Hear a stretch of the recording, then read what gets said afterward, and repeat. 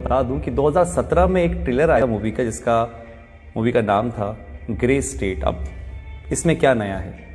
नया ये था कि जब ये मूवी रिलीज होने वाली थी उसके कुछ टाइम पहले ही डेविड क्लोरी को उसकी वाइफ और उसके बच्चे के साथ गोली मार दी गई। रीज़न रहा होगा कि एक डायरेक्टर को उसकी बेटी और वाइफ के साथ मार दिया जाता है मूवी के रिलीज होने से पहले, और वो मूवी नहीं बनती है। ऐसा क्या दिखाना चाहते थे डेविड उस मूवी के अंदर जो 2017 में आनी थी? लेकिन उसका ट्रेलर ज़रूर आया था और उस ट्रेलर के अंदर ऐसा कुछ दिखाया ज़रूर था जिसमें बताया गया था कि आने वाले टाइम के अंदर लोग एक दूसरे के पास जाने से थोड़ा डरेंगे, यानी कि सोशल डिस्टेंसिंग मेंटेन करेंगे।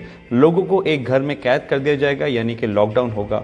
ट्रांसपोर्ट सारी चीज़ें बंद कर दी जाएंगी और कैश बिल्कुल नहीं होगा। उनके बॉडी में एक चिप इंसर्ट की जाएगी, जो जितने भी ट्रांजेक्शन्स होंगे वो सब उस चिप से होंगे। ये तो सिर्फ एक ट्रेलर था जिसमें बताया गया था। बताना तो कुछ और चाहते थे, लेकिन उससे पहले ये मूवी और वो दोनों ही ख़त्म हो गए। 2017 में ही बिल गेट्स ने बोला था कि एक महामारी आने वाली है जिसके लिए हमें तैयार रहना चाहिए।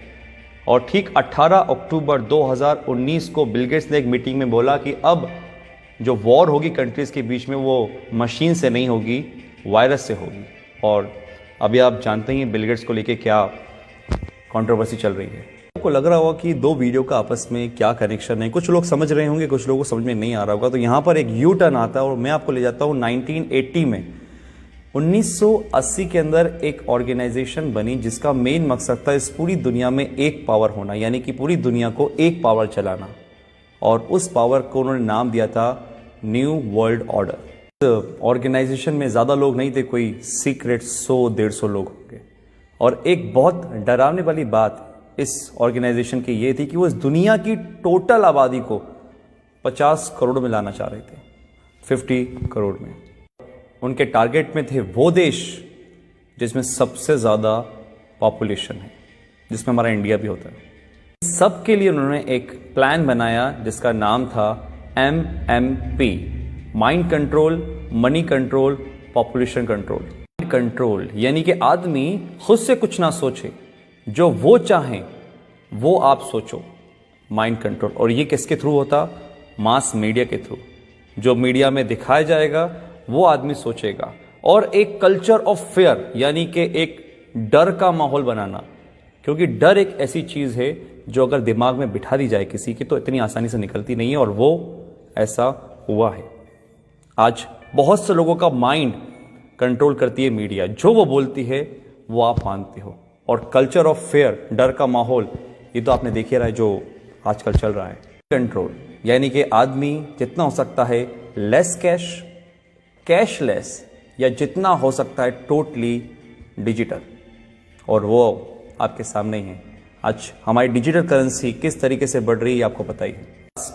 पॉपुलेशन कंट्रोल, और वो कैसे होगी? जिस देश की आबादी बहुत ज़्यादा, जहाँ पे बहुत सारे लोग हैं, क्योंकि एक देश की ताकत उसके लोग ही होते हैं, वहाँ की पॉपुलेशन नहीं होती है। तो उस पॉपुलेशन को कम करना, और आप कम करने का मतलब आई थिंक तो समझ चुके होंगे कि मैं क्या बोलना चाह रहा हूँ। इतनी बड़ी ऑर्गेनाइजेशन चला रहा है, कौन ये सब कर रहा है, ये सब आपको आने वाले टाइम में अंदर पता चल जाएगा।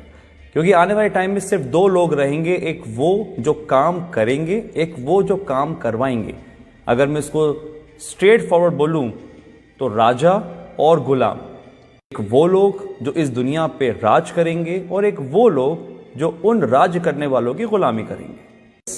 ऑर्गेनाइजेशन का एक एजेंडा था, एजेंडा 21, यानी कि 2021 तक इस काम को पूरा करना। और 2020 जब से स्टार्ट हुआ है, आपको पता है सब क्या हो रहा है। लाखों लोग हैं जो समझ पा रहे हैं इस बातों को, लेकिन करोड़ लोग हैं जो इस बातों को नहीं समझ पा रहे। एजेंडा 21, 2021 तक इन काम को पूरा करना।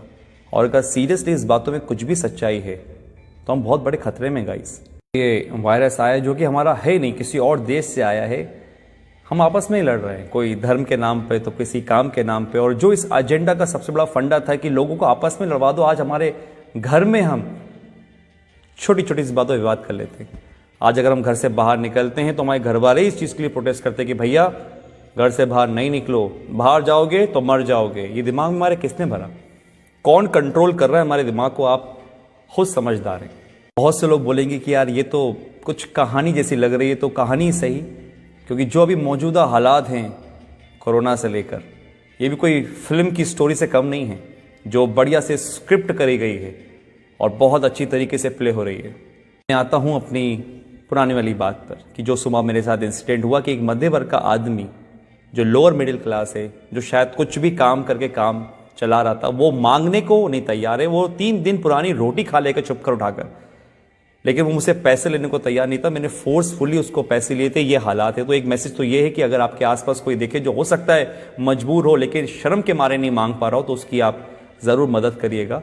इतना तो हम लोग अंदाज़ा लगा लेते हैं कि कौन परेशान है कौन नहीं। दूसरी बात, अगर ये बात सही है कि जो 1980 में एक एजेंडा चला, एजेंडा 21, डर का बिजनेस, अगर ये सही है तो गाइस आप लोग समझिए, संदीप महेश्वरी, मिस्टर रॉय चौधरी, ऐसे बहुत से लोग हैं, बड़े बड़े डॉक्टर्स हैं जो आपको समझाने की कोशिश कर रहे हैं कि इसका मॉर्टेलिटी रेट बहुत कम है, 0.01%।